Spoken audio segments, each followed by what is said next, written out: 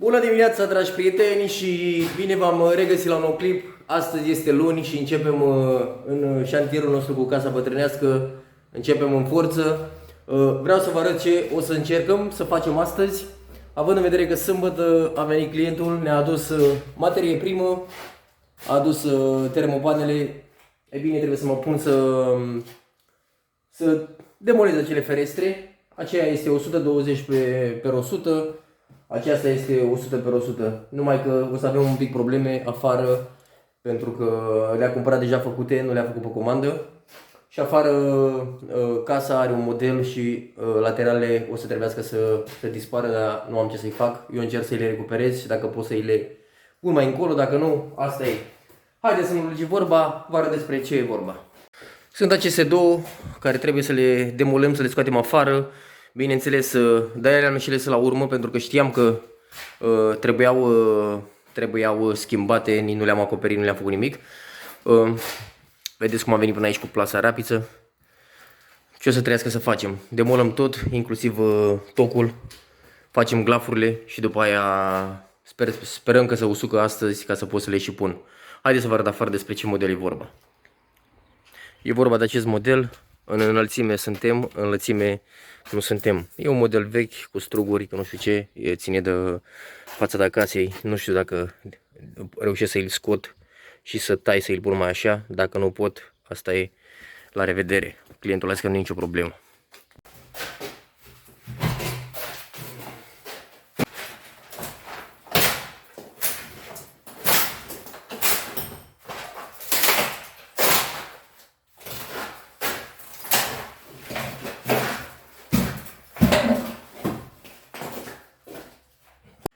L-am reușit pe acesta. Urmează să curăț un pic și să măsor, să văd dacă trebuie să mă mai lărgesc și să încep cu construcția repede a glafurului, așa se va usca.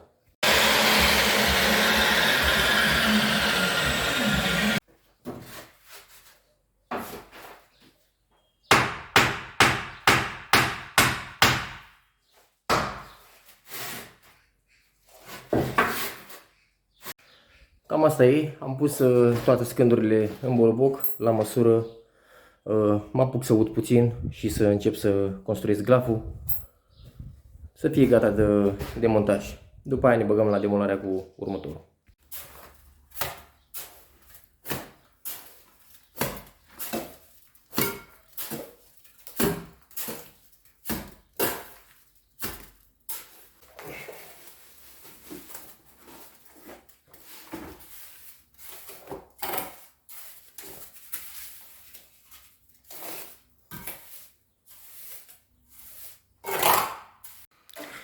Este în jur de ora 12:30, cam așa am ajuns.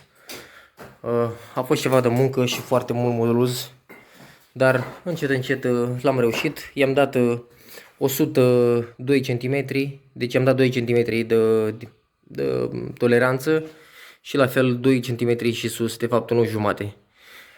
Cam așa am reușit să-l fac. Sus e foarte mult, a căzut, știți cum e, casa din paiantă, dar plec la masă și când mă întorc poate trage să usucă mai bine și îmi dă voie ca să mai dau aici, să mai încarc.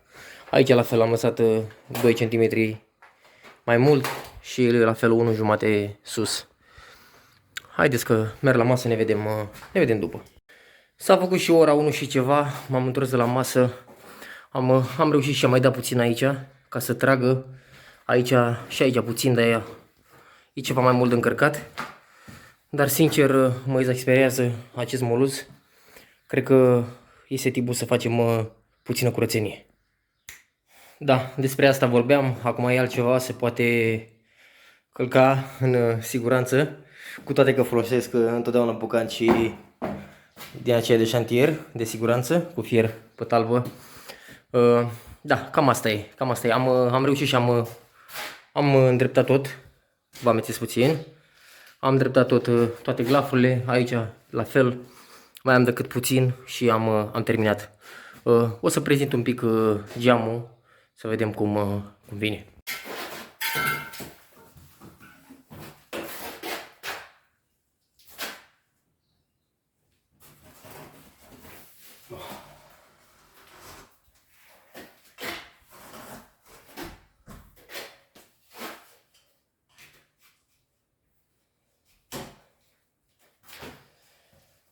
Cam asta e sistemul. Bineînțeles, eu am făcut, v-am zis, puțin mai mare, să bag puțină spumă și normal o să trebuiască să îl închid. Mă voi folosi de aceste pene. Sunt niște pene de plastic, acele care le folosesc eu la sistemul de nivelare de gresie. Haideți că mă bag să-l blochez și vedem. Am reușit să-l montez, acesta mare care era de 120 pe 100. I-am băgat deja și șuruburile, 4 șuruburi și inclusiv aceste pene ca să mi-l țină. Acum voi începe cu spuma.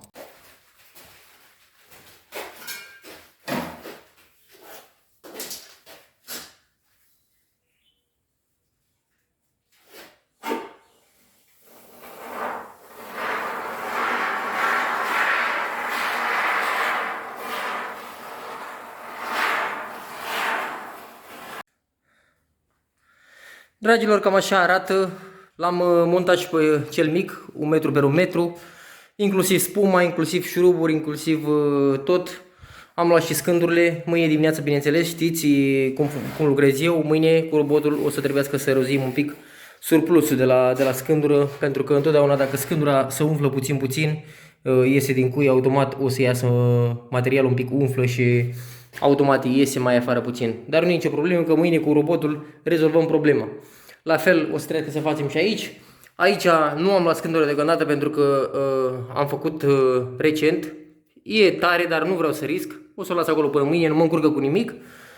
Am montat inclusiv mânerele, ambele mânere. Acesta este și batant, se deschide normal într-o antă și e și batant. Acesta decât într-o antă și batant nu este. Așa l-a luat clientul, așa i l-a montat. Nu o să vi-l deschid acum pentru că, cu toate că este cu spumă rapidă, dar eu consiliez 24 de ore să nu se umble la fereastră când s-a pus spumă. Vedeți, e destul de tare, dar nu vreau să risc. Am făcut totul, sunt mulțumit de ce am reușit să fac astăzi. Ați văzut, era război, ambele, dar le-am pus inclusiv la nivel, ambele. La nivel mă refer și aici avem 13 jumate, 13 jumate, 13 jumate și acesta de aici la fel 13 jumate. Afară nu mă interesează, am vrut ca în interior să fie totul perfect. Cât vorbim și despre înălțime, avem la 80 și la 80 este și aici. Regula era la 1 metru, dar având în vedere că este casă bătrânească și tavanele nu sunt foarte mari și trebuia să rup, afară are niște modele care o să ieșim să vi le arăt și nu vreau să le rup, a trebuit să le las așa la 80, dar inclusiv important că este ambele la 80 și la 80 este și cel din sufragerie. Acum ce să fac? Aici șantier închis în interior, oricum am curățat, e totul pregătit. O să mergem afară să vă arăt ce mai am de făcut afară. Mergem puțin afară. Acela este modelul care mă refeream, nu puteam să merg mai mult că dacă nu trebuia să-l stric. În schimb aici mie nu prea îmi place cum am venit, pentru că vedeți geamul este puțin mai jos. Asta oricum trebuie spartă, de aici am zis că să o las, dar nu trebuie spartă. Și aici o să-i consiliez clientului să pună ceva, nu știu, o marmură, mă rog, și gresie, nu prea sunt de acord, dar măcar decât deloc e bună și o gresie, măcar de aia stil parchet de aia lungă. Poate găsim una lungă să punem de întregul, că este și la 1,20 m, gresie și la 1,80 m. Și o să-i vin cu nivelul de aici, deci practic asta o să răzuică încă-i moale, pe ăsta o să-l sparg și o să fac glaful. Aici o să-l fac un pic evazat, adică de aici, de la asta, de la buză, la margine aici. Și la fel trebuie să fac și aici. Cam asta e. La celălalt geam vorbim la fel. Trebuie să tai puțin spuma și să meargă exact pe acești strugurași, acest model care ăsta nu l-am spart pentru că nu m-am încurcat, era la fel. Și la fel partea de jos o să trebuiască spartă și ca să pot să vedeți că dacă eu aș îndrepta picuratorul de la condens sau de la ce nu se poate să iasă afară, deci ăsta nu trebuie astupat, trebuie să venim sub el. haideți că mă bagă treaba să vedem ce iese. Dragilor, s-a făcut și ora 5:30, 17:30. E bine, vreau să vă arăt cum a ieșit până la urmă glafurile și montajul ferestrelor. Să facem așa o scurtă recapitulare. Am început de dimineață în forță, v-am zis că este luni. Am început în forță să demontăm, să demolăm practic ferestrele vechi, să începem cu repararea glafurilor, cu montajul de termopane și am reușit să zic tot ce mi-am propus, am reușit, chiar ăsta o să-l las batant în seara asta ca să tragă mai bine, să se aerizesc aici.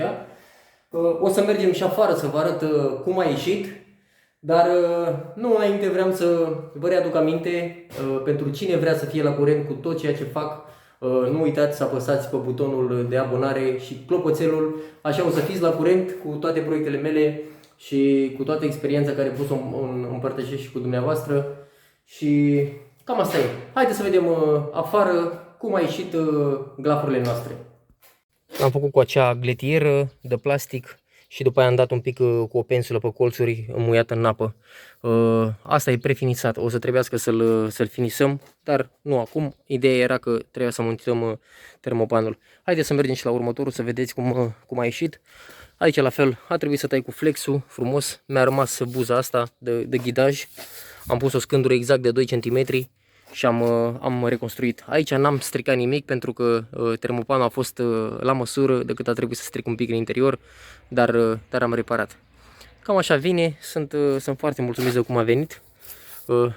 Pare că a fost aici de întotdeauna, dar a fost astăzi spart, montat și așa mai departe.